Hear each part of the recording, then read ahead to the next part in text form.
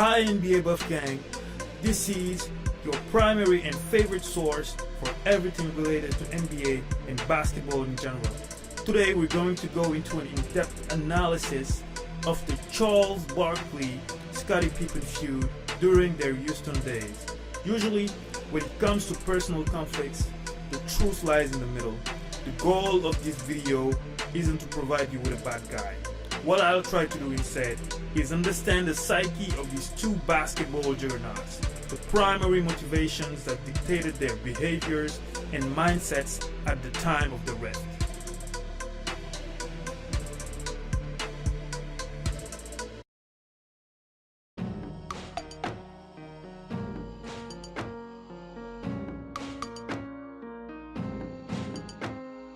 Let me ask you, you do everything you can to bring these guys back. Well, you know, tonight all I want to do is celebrate and have fun, and we're gonna talk later on. We'll celebrate tonight. Are you gonna come back? Gee, that's a great question, Amon. I'll dodge that one right now. Thanks. All right, everybody, if they're all gonna come around to try to do this again, one more time? I would love for that to happen. I think that's something that's gonna have to be determined over the summer. All right. Congratulations, Michael. It's 1998. The Bulls win their 6th championship in 8 years.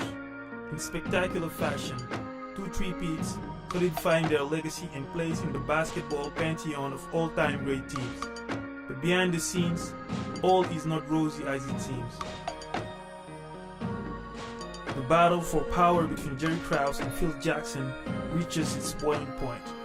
Michael Jordan is again flirting with the idea of retirement. Scottie is dissatisfied by an $18 million 6-year contract signed in 1992. And I'm sure by this point, desperate for a chance at establishing himself as a great player of his own right.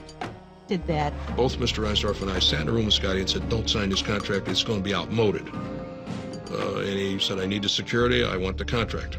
See, Scottie was immature, and he just wanted that money.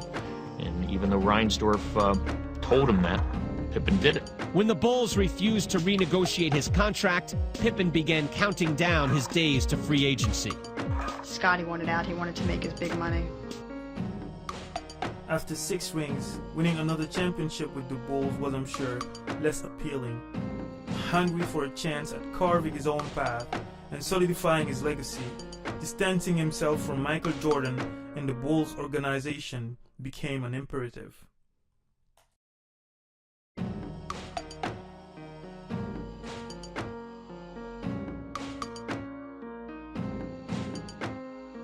Statement, you agree or disagree. Charles Barkley is a great player, but Michael Jordan is in a class by himself, clearly superior to anybody else in the league. Have another drink, Bob. I would never say another player is better than me. Never. And I'm not going to say I'm better than him, but I would never say he's better than me. Because I can play basketball with any basketball player in this world. At the ripe age of 33, Charles Barkley arrived in '96 to Clutch City via Phoenix to form a super team with Clyde Drexler and Hakeem the Dream Olajuwon. Initially, the career of an NBA player is a selfish pursuit. The most important things are stats, getting a double-double every night, being an all-star, signing big contracts, becoming a franchise player.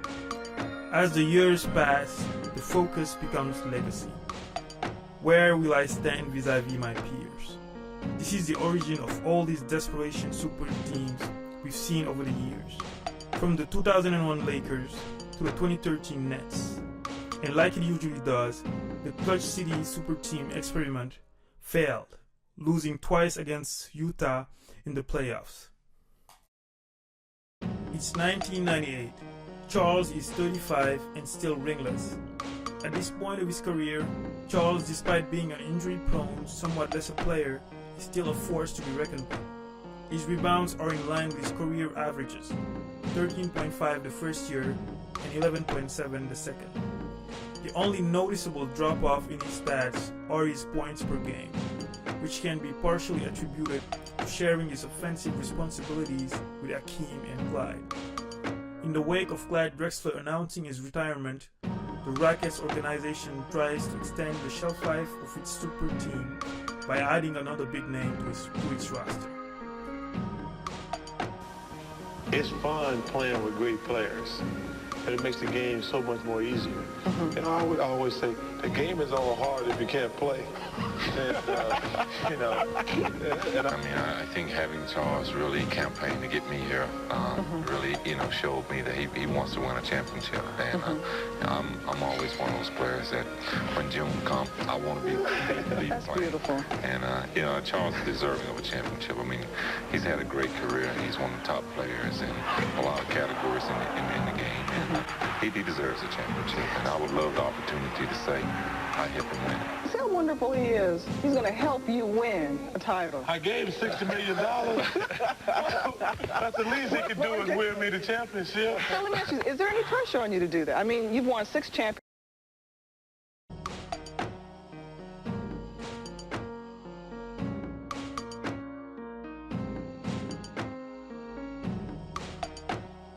Can he save the NBA season? The owners and players met for the first time in 13 days, and Jordan was at the bargaining table. What do we do now? If I had an answer, I would be glad to share it with you. I think we sit and we wait and we watch as the season ticks away. Yes, both owners and players met Thursday, but the finger-pointing is still alive and well. Unfortunately for Barkley and Pippen, 1998 was a lockout year, which meant a 7-month short and cramped season with little to no rest between games. This became detrimental to older teams. The aging Rockets fell to the Lakers in the first round of the playoffs. The press and the fans were livid and saw this loss as an apology to the greatness of Michael Jordan.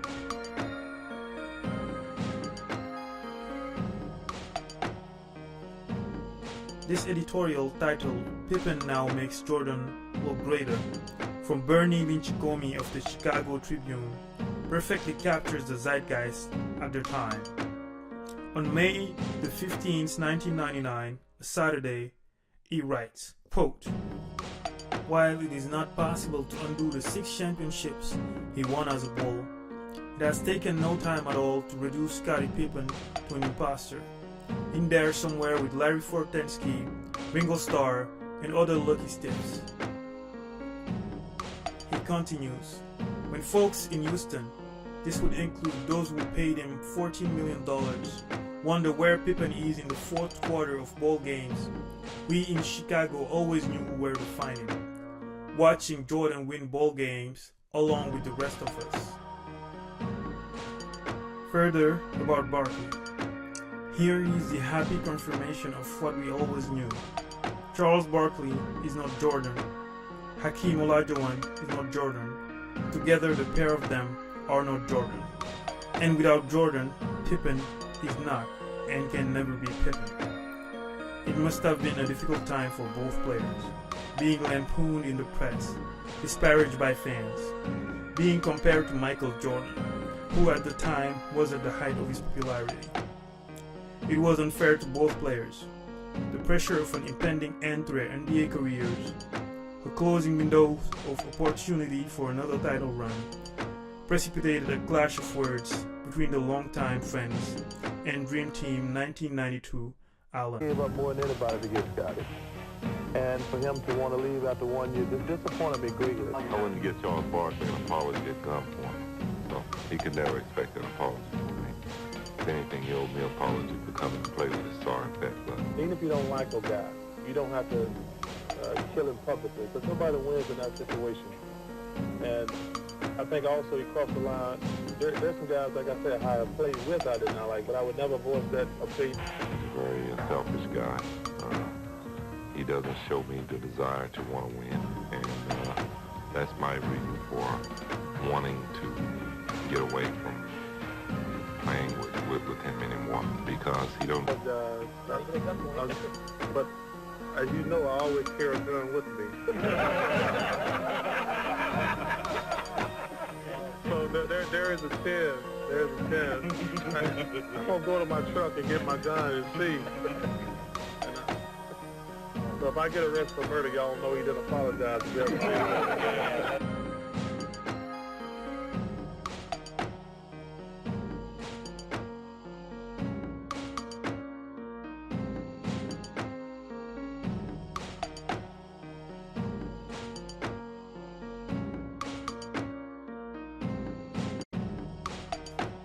Later that summer, during a Nike promotion tour, the feud reaches a point of no return. Pippen asks to be traded. The next year, Scottie and the Trailblazers lose to the Lakers in one of the most controversial NBA finals. Barkley retires after just playing 20 games due to injuries. Hakeem refuses a $13 million 3-year extension and signs with the Raptors in 2001, signaling the end of an era and the beginning of a rebuilding phase for the Rockets. The Rockets won't qualify for the playoffs until 2004. With hindsight, considering that Scottie's last season was the same year, he made the right decision.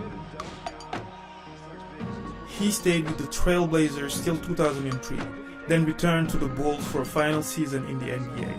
He would never reach the finals again. Charles later revealed that in order to nab Pippen and clear cap room space, he accepted to sign an undervalued $1 million contract, with the express agreement that the Rockets would reciprocate the following year with a higher value contract. The Rockets would never respect their end of the deal and shortchange Charles for a sum of $3 to $5 million, depending on the source. This, to this day, is a point of contention between Charles and the Rockets front office. Mates, a future Hall of Famer himself, Charles Barkley. Hey, Scottie. Hey, congratulations. It's been an honor and a pleasure to play with you on the Dream Team and play against you. You're one of the greatest players in NBA history, and I just want to congratulate you. And I just think that Michael Jordan should be kissing the ground that you walk on, because you helped him win all those championships and did all the heavy lifting. Hey, congratulations.